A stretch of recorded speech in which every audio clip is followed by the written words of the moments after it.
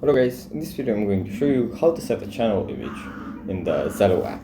But before that, don't forget to subscribe and leave a comment down below, because at 10,000 subscribers I'm going to show you my whole YouTube revenue statistics and growth strategy.